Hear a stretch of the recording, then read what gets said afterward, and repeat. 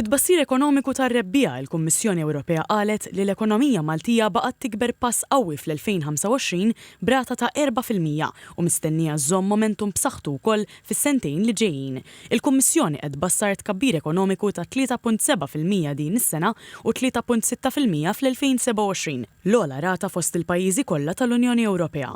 Ir-rata mbassra għal Malta hija ferm ogħla mill-medja tal-Unjoni Ewropea li mistennija tkun ta' 1.1% din is-sena u 1.4% s-sena d-dieħla. Il-Kummissjoni qed tbassar ukoll li l-ekonomija Ġermaniża se tikber biss b'0.6% fl-2026 filwaqt li l-Italja mistennija tikber b'0.5%. Il-Kummissjoni qalet li tkabbir ekonomiku f'Malta se jibqa' sostnut minn konsum privat u pubbliku b'saħħtu kif ukoll minn prestazzjoni tajba tas-setturi tas-servizzi fosthom dawk finanzjarji, professjonali, tat-teknoloġija tal-informazzjoni u tat-turiżmu. Irrimarkat li s-settur turistiku kompla jaqbes l-aspettattivi matul l-2025 u mistenni jibqa' b'saħħtu minkejja l-inċertezza ġeopolitika internazzjonali. Skont il-Kummissjoni Ewropea, il-konsum privat mistenni jikber bi 3.3% din is-sena u 3.5% fl-2027, hekk kif il-pagi reali mistennija jkomplu jiżdiedu.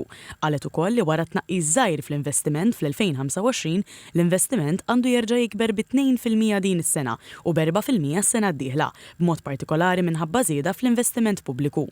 Fir-rigward tas-suq tax-xogħol, il-Kummissjoni qalet li l-impjiegi kibru bi 3.9% fl-2025 sostnuti minn ħaddiema barranin. Madankollu nnutat li n-nuqqas ta' ħaddiema baqa' jippersisti għax l-opportunitajiet ta' xogħol komplew jiżdiedu.